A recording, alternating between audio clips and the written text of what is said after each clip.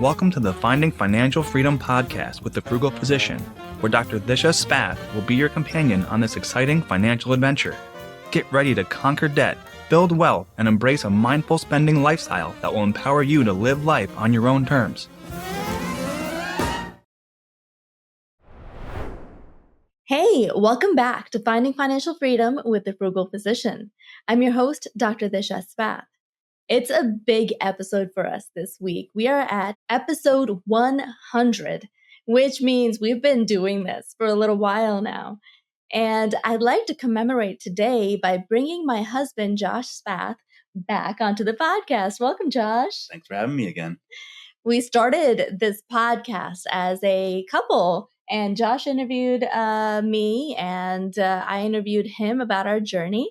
And so I thought for the 100th episode that this would be appropriate to bring Josh back as we are about to embark on a very significant adventure of starting our own medical practice. Here we are, and I'm going to let Josh take it away, and he's going to lead the interview today. So let's go, Josh. Thank you very much. First off, I got to say congratulations again for 100 episodes. And thank you for the team that's helped us do this, helped you do this, and all the listeners and watchers on all the different media platforms. So thank you. First up, like you said, we are about to start this journey for a DPC, your own practice, your own business, and I want to look back at what drove you to start wanting to be a doctor. So spent a lot of your academic life, early life devoted to that goal. What generated that desire? What influences did you have? Well, my earliest influence was my pediatrician, Dr. Kataria in India, who was a fantastic doctor. And I always wanted to grow up to be like him. And I was always, playing doctor on my pets and pretending that I was a doctor. And in India, you have to be like really, really smart to be a doctor. Like on the top of your class, you have to be number one. And I was always like number 5. So I didn't know if that was going to actually happen. But thankfully, we moved here, and there was a lot of opportunity, opportunity for kids that came from nothing like me to, work hard and achieve whatever we wanted to achieve. And that's the beauty of this country. So, through the help of student loans and borrowing money, even though we didn't have any like family cash, I was able to get through medical school. And I'm very, very grateful for that. But really, it was a desire to help people and the desire to know how the body functioned and like be able to fix it and know, what medicine to give. I guess the other thing is my family is all into pharmacy. So my dad had a pharmacy. He had a pharmaceutical testing business. My mom was a chemist. She also helped him at the lab. And my grandfather and other uncle had a pharmaceutical distribution business. They still do. So anyway, so we were all into the pharmaceuticals, and I kind of grew up hanging out in the lab, playing with the mice that they were doing the testing on, hanging out at the pharmacy, having people in India, people can just walk in and ask for whatever medication. They don't need a script. So there's a lot of self-prescribing going on. And I think there was like there's a lot of curiosity on my end on as far as wanting to know how these things worked and how they biologically helped, biochemically helped people get over whatever condition they were experiencing. And so anyway, it was kind of a natural progression into medicine for me from that end. And I'm, glad to be on this side now where I can intelligently speak on most of those pharmaceuticals. Absolutely. And I say from personal experience to see how driven you still are to help people. Like when you come home sometime and say, I really did something great today, helping a person with a very difficult condition. You never tell me what it is or who it is, because you can't obviously, but like just the joy that you have of that is really cool to see even after all this time. Yeah, even after all this time, it's really fun to figure someone out because every individual, every patient's different. And, I'm an internist, so we like to figure things out and, and like deep dive and do the detective work, and the differentials and the diagnoses are so interesting. And I find it's really intellectually challenging and emotionally also challenging. There are days where it's too much, but there are a lot of days where I'm like, man, I'm so glad I do what I do. So I'm still loving it. Going back to a little bit, you mentioned going to college and medical school, going to University of Georgia, majoring in biology, going to Medical College of Georgia after that. A couple of stories that you've told me have always stuck with me that I thought were amazing, and I want to hit them again to see what they had like an influence on you in this journey. And the first one is the Amazon. And can you say, you took a trip to the Amazon while you were in college? Say why you went and like what impact it had on you. Yeah. So in college, I was in college on a scholarship, on several scholarships. And my mom had just gotten remarried. They didn't have too much, money to support me. They had just had another child who was in daycare. So I was basically on my own. And so I had three scholarships and two jobs, three jobs. I waited tables, I was a bartender, and I taught for Kaplan. So three jobs. And so I was putting myself through college basically, and with some help from my parents, which I'm very grateful for. And but anyway, summer trip to Europe, like the rest of my friends, just wasn't going to happen for me. So I was like, okay, so I got to figure out a way I can make some interesting thing happen this summer and get some sort of a scholarship. And they had a court scholarship available at the honors program at UGA for cool trips. So I applied. I found this group called Global Vision International through it was a British company, I believe, and they were doing a trip to the Amazon to catalog the endangered species in this area of the Amazon. And their goal was to try to save that part of the forest from shell oil drilling there by documenting what Mhm. was so rare in that area. And so I submitted that and I said, oh, there's a shaman there who's very knowledgeable about herbal medicine. So I could write my honors thesis on his herbal medicine. And it got approved, and I got cash to go to the Amazon, which is amazing. And the only thing was, I had never been camping before, like never ever camped, Oh man, even in the United States. talk about straight into the deep end.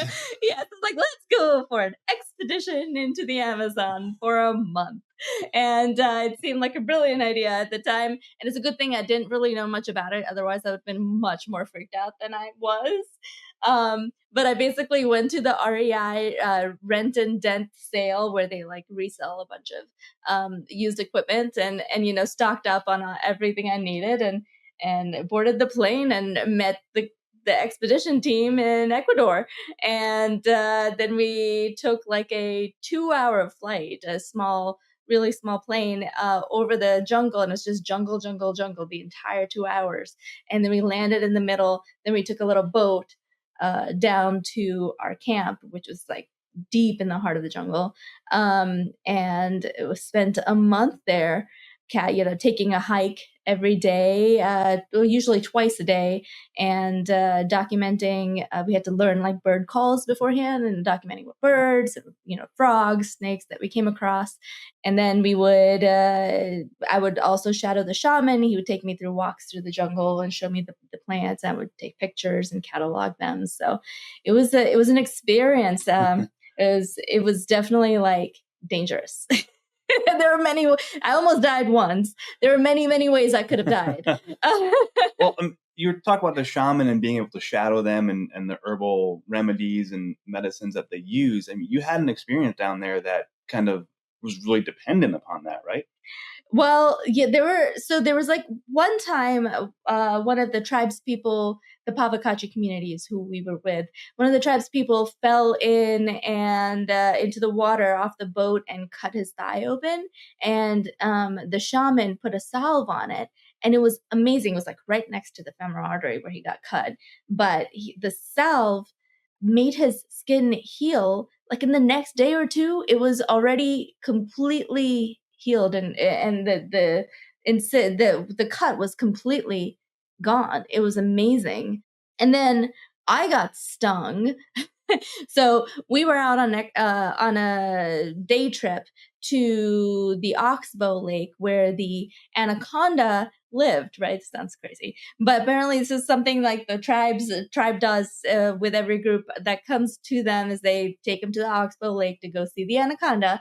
And then we, usually after it's eaten though, so it's not hungry anymore and it's not going after us, but we would spend the night there in the jungle in little hammocks. And that was like the most terrifying night of my life because and uncomfortable because it's not fun sleeping in a hammock the entire night. But yeah, I could hear the snake, going around us in the middle of the night. It's pitch black. And anyway, we went piranha fishing. Piranha is delicious. If you ever get to eat it. And it's relatively easy to fish because you stick a hand in the water, right? You pull out like 5. Yeah, we did like piece of fish on a string and just like put it in there. Oh. And and on the way back we were looking at the vampire bats hanging off the side of the trail, and they're sleeping. And as I'm looking at this vampire bat, I step on a wasp's nest. Long story short, I'm allergic to wasps. I got stung a bazillion times. I lost count, and went into I went into anaphylactic shock, like literally puking my guts out in the middle of a trail deep in the heart of the Amazon, and had wheels my whole body, and they had to carry me back to base camp. First, I had to make it over this like log bridge. It was literally just one tree log over this rushing stream, and I was in shock. I was like really ill, but so I crawled over the log, made it to the other side. Then they made a little litter for me and transported me back to base camp. Thank goodness they had trained us on making litters and first aid and all of that. Mm-hmm. But anyway, we got back to the base camp, got back to the shaman, and I don't really remember what happened because I was in and out of consciousness, but 2 or 3 hours and like waking up, looking at the top of the bodega, like, and the shaman's like doing, things, I don't know, over me, and some sort of incense and some sort of chants. And 2 or 3 hours later, I wake up. Didn't administer epi because I was breathing the whole time, but probably should have. But again, I was in college and I didn't really know medicine yet. So, and plus I was not conscious. Minor detail. Anyway, so yeah, 2-3 hours later, I woke up and it just stopped. And I went out. I went and took a wash in the stream, and joined everyone for dinner. But a couple hours there, I really thought I was going to die in the middle of the Amazon from wasps, which is not cool to die of in the Amazon. No, I imagine it's not cool to die of anywhere, but they're a much cooler thing. It could have been a much cooler thing. It's amazing that you never went camping before that and then decided, Amazon, sure, why not? Almost died, piranha fishing, anaconda. I mean, what? Self-preservation is really not an instinct that I have. Question, I don't think I've ever asked you this, but any of the herbal medicines you saw used or remedies, do those have any basis in like what we would know as medicines, like off the shelf? Sure. I mean, there's 80% of our pharmaceuticals, I think is the number, is based on herbal medicine or is derived from these sorts of anecdotal knowledge that's passed down through generations. So yeah, the Pacific Yew, there's so many trees that we have, plants that we have used to actually manufacture our pharmaceuticals now. So yeah, and there are certain things in there that I still wish I could go back and study more and try to identify the compounds. He had some very interesting cures, and it's also very dependent on how it's prepared. So like whether you're brewing it or right. Just taking the oil from it or just the root, or so there's a lot of intricacy in herbal medicine. It's very cool. I love that story. Every time you talk about it, it's what kind of impact did that have on the continued desire to be a doctor and pursue medicine? Was there? Yeah, I mean, after almost dying, I was like, well, I really wish I knew what to do. And yeah, no, that was like, that definitely reinforced, me wanting to go into medicine, and definitely the herbal medicine side and the bench research side reinforced all of that. I was doing a lot of genetics research at that time. So anyway, it was all really inspiring. And I was like, let's go. We're going to go on to medical school. And I was gung ho.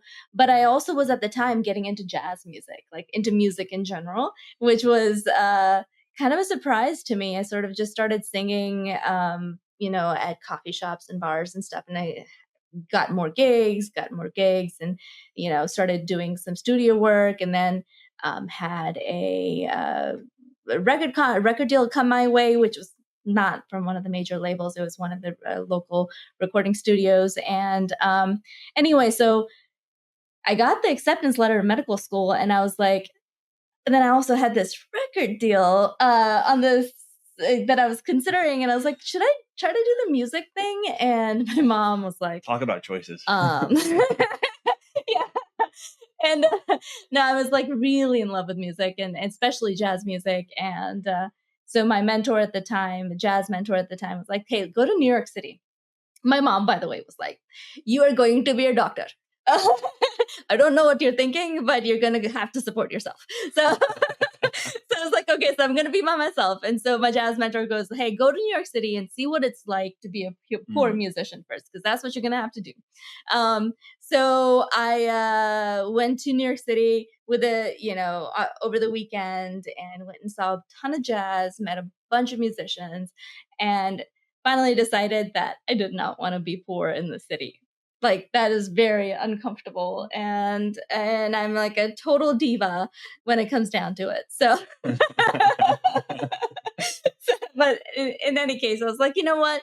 Maybe I'll do medicine and do jazz on the side or something. But yeah, I decided to pursue medicine, and actually, I did that. I went to medical school first 2 years, but then I was looking around, from this lens of like medicine or not. And there were a lot of people that were just, I noticed a lot of attendings, residents seemed unhappy. And the residents were unhappy because they hadn't gotten to attendinghood, and the attendings were unhappy because of the state of medicine. Everyone knows, what we talk about in this podcast about how difficult it is to be a doctor these days, and how you are, just feel like a cog in a large wheel. And there's a lot of burnout. So I noticed the burnout, and I was wary about going into medicine. I wasn't sure it was the right thing for me after seeing a couple of years of it, albeit in the classroom. Right. And I think because of all of that you were witnessing, you took a year off from medical school, right? Yeah, exactly. That was part of it. The other part was I was having some like emotional things I needed to go work on. And so I took a year off and took a leave of absence, and happened to coincide with my old Kaplan boss reaching out to me, who had now moved to San Diego, California, and needed a full-time teacher. And so just everything just sort of aligned. And I was like, yeah, I think I'll do that. So I took that job in San Diego and left Augusta, Georgia for a year, and took all my belongings and my dog and my little Corolla and drove across the country and moved over there for the year.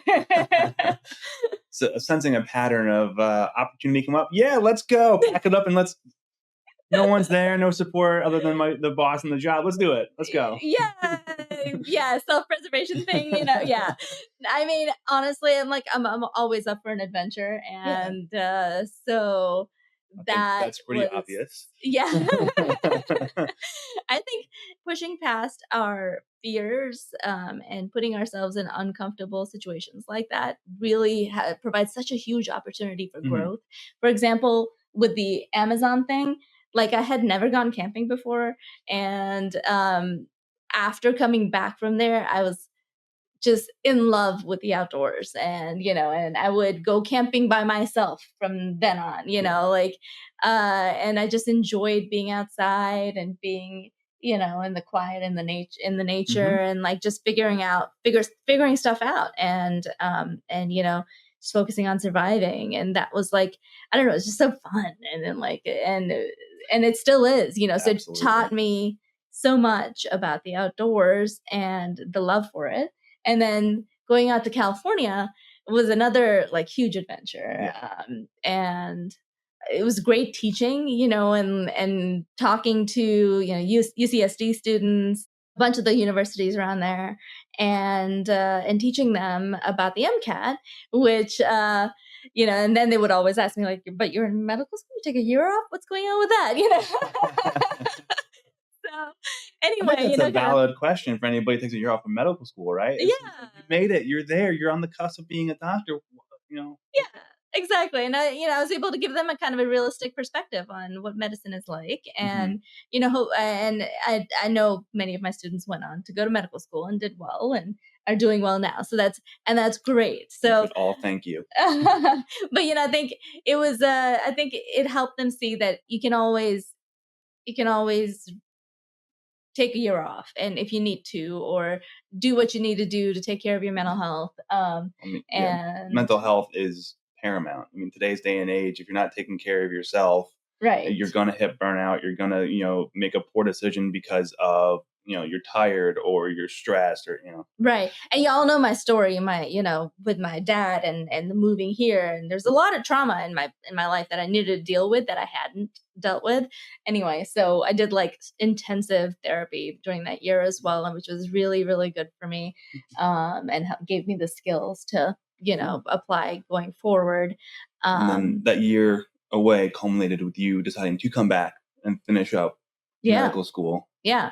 I had a fantastic year. I played a lot of music, I gigged a lot, and made a bunch of new friends and learned how to surf, and ran a marathon, trained for a marathon, and ran the San Diego Marathon at the end of the year. It was like a fantastic year of self growth and self exploration. But in the end, I still like when I came, when I thought about leaving San Diego, I didn't want to do that really at all.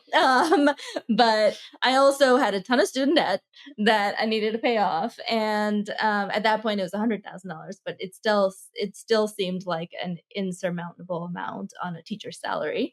And also, I realized that my neighbors would come up to me, knowing that I was a medical student. They would come up and ask me for medical advice all the time. I was like, "I'm so dangerous to you right now. Like, you don't want to listen to me." And really, experiences like that made me realize, like, what a privilege it is to know the stuff that we know as a doctor, and the fact that I was about to throw that away, that opportunity away, was really kind of dumb, and I really should finish. And so, Which I think, knowing you, it was the right move because you get the fulfillment of helping people. Like that really kind of drives you forward. yeah, But yeah, exactly. I mean, I left San Diego and went back to Augusta, Georgia, mhm. and finished off my rotations, and I was And rejuvenated. I was renewed. right. And did Um any major life events happen like as you got back to medical school or anything? Yeah, so I came back, and I was doing away rotations. I was in Savannah, Georgia, about halfway through my third Yeah. year, and that's when I met Definitely not looking for love or no, no, anything. I was like so over it. And I met this dude at a bar. It was a Mexican restaurant That's true. That's true. That's true. And then a bar. and a bar. Played the best game of pool in my life. Yes, that's true. That's true. Yep. You were quite impressive. Anyways, that's when I met Josh after I came back to Georgia, and we happened to meet at UGA. And Um, then you finish all your rotations all around the state, and finished up medical school, and then started residency in Nashville. that's Yeah, right. I chose Nashville because you were at Fort Campbell, thank you. and Appreciate that. yeah, and that worked out great. Yeah, I loved Nashville, and I kind of asked, like, at the end of your formal education block of life, because obviously as a doctor you're always learning new things, new procedures, and everything. mhm. How did it feel to earn that MD. Like, walking into your first patient, "Hi, I'm Dr. Spath," or, you know. Scary. I mean, it was cool, like, in the beginning, but then you realize, "Oh god, like, I have to order this dude's potassium supplementation, and what if I order the wrong thing?" And, and, like, moving on to, like, more and more complicated things and, Yeah. people's lives in your hands, and they're trusting you, and Uh, you're putting in the orders, sometimes sleep deprived, and you're just like, "Oh my gosh, like, I cannot make this person, mhm. suffer in any way because of me. So I need to like make sure that I do Yeah. the right thing. And it's so stressful. Yeah, And because along with the title comes the liability. yeah, liability and just responsibility for Yeah. like people's lives. And it's scary. And then you get used to it. And then and then it becomes more and more second nature. And but I think a little bit of fear of making sure that you're doing the right thing is a healthy thing in Yeah. medicine. A little bit of fear of messing up, I guess, Yeah. is a very healthy thing because Just you need to, doesn't matter how much experience you have, anyone can make a no, mistake. of course. It's very much like, when you go camping, a little bit of fear of the anaconda Yeah. makes you stay away from the anaconda. Right, exactly.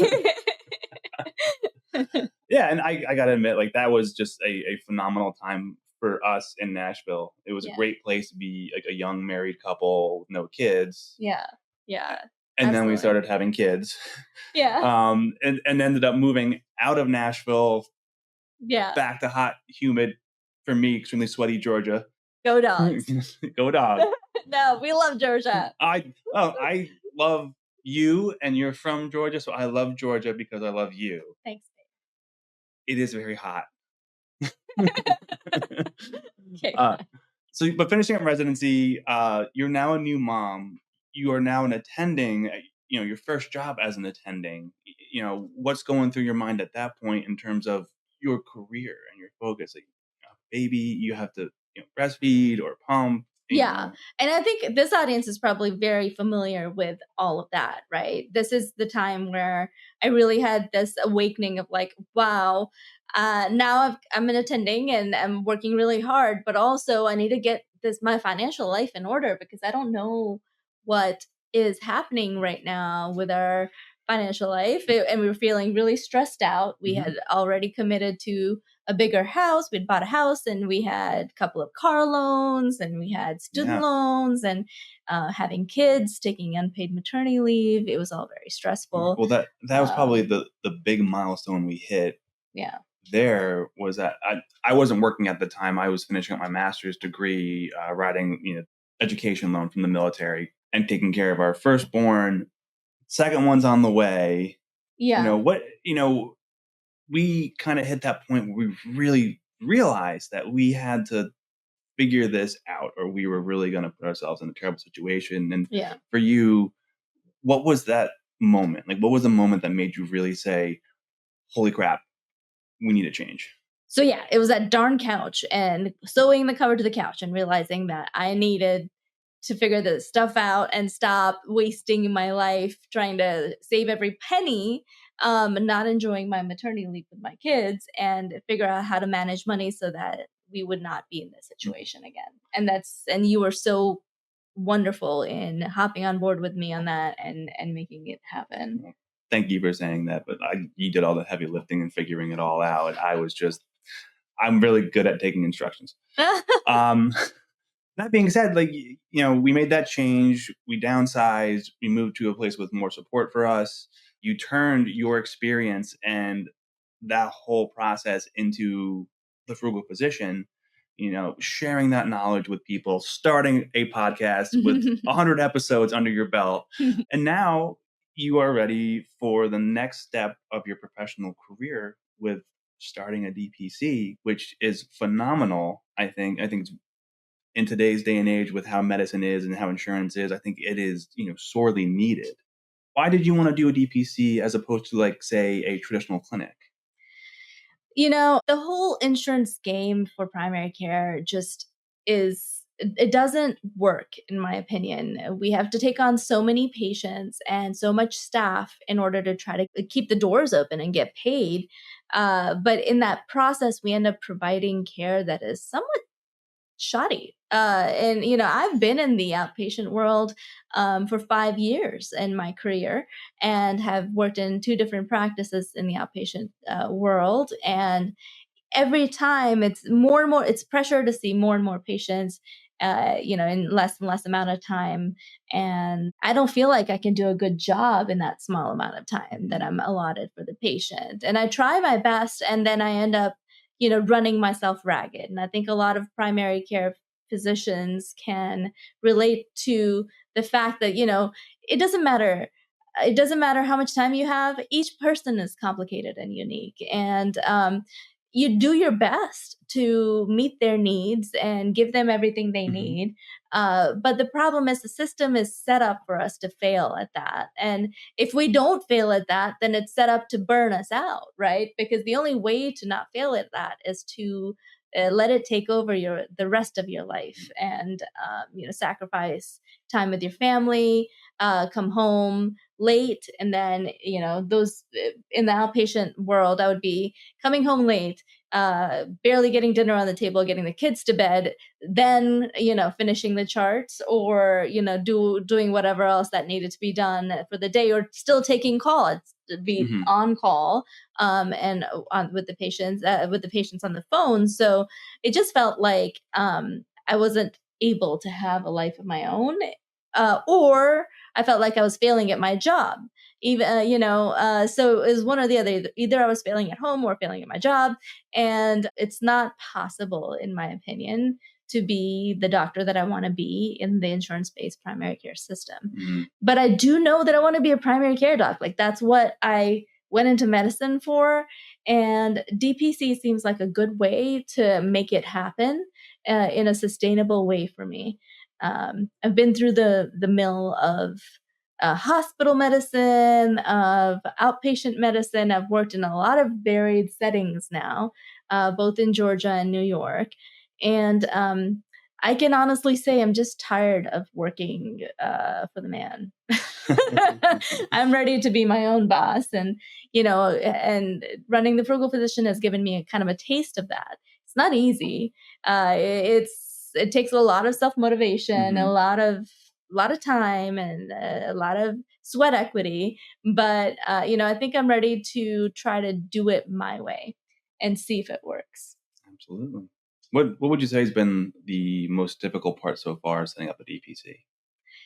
So far, well, it takes forever in New York State to get like approvals to get the PLLC set up. So far that's been my biggest challenge is just getting it going. Paperwork. It's The always paperwork, paperwork. yeah, it's gonna take like 8 months for it to get approved, Hmm. according to the lawyer that I'm working with. So so just waiting on that. I'm trying to find office space, and just figure out the systems. But I think probably the hardest thing is just taking the leap and doing it, especially when Hmm. you're still working, because finding the time to follow up on all the things and the paperwork and all of that, Yeah. and running this as well, doing podcasts, and running the Frugal Physician, is just time has been the biggest challenge, finding the time to Yeah. do it all. Not to um, mention two kids running around different directions sometimes doing different activities. And right, I mean, exactly, who needs to exactly, sleep, yeah. honestly? Self-care somewhere in there too, right? And yeah. So um so that leads me to the decision I've made recently, which is uh to keep the Frugal Physician going while I'm trying to do this. But I can't continue to do it every week and do a good job. As you've probably noticed, there've been a couple of times where we've skipped the weekly episode, and that's because I've been trying to do it all in the small amount of time that I have. And I've realized that that's not fair to you guys or fair to me. So I think in my next chapter, I'm going to be sharing my journey, starting a DPC with you guys. And we're going to continue to do the Frugal Physician the way we've done it, which is interviewing experts on financial matters. And I certainly cannot leave you guys right now with all the uncertainty in the financial world, and the tariffs, and student loans, and it's all, there's so much going on. So I'm not gonna abandon you. And I plan on being here to share it all with you, and we can all figure it out together. But I'm going to need to cut down the frequency of the podcast. So I'm going to cut it down to every other week instead of every week, so I can make some time for the DPC stuff. And I'm also going to be launching a patient-facing podcast for the DPC. So I hope you guys will join us there. And I will link to that once I get it figured out on this episode and going forward, and I'll tell you all about it. But for just to make room for this other adventure in my life now, I'm going to cut down the Frugal Physician podcast to every other week. So, but we'll still be here. We'll still be giving you, financial content that you want, and hopefully sharing my journey on the DPC side will help and inspire some of you to, consider that for yourselves wherever you are. Or if it goes badly, then don't consider it for yourself. But that's not going to happen. I don't know how it's going to turn out. Hopefully it turns out well. I know I'm ready to take the leap, and I hope you guys will stay with us as we embark on this new adventure. So would you like to wrap up, or shall I? Oh, this is your show, 100th episode. You do the honors, please. All right, guys. So thank you so much for joining us for this 100th episode of The Frugal Physician. And we look forward to bringing you much, much more content every other week going forward. Thanks so much for listening. If you enjoyed this episode, please share it with someone you know. I'm glad to be here with you, and I'm so glad that you are here with us. And I truly appreciate your support. So thank you. And I hope you guys will stick around for the next chapter of our story. All right. Well, stay frugal, y'all, and come back the week after next. Take care. Bye.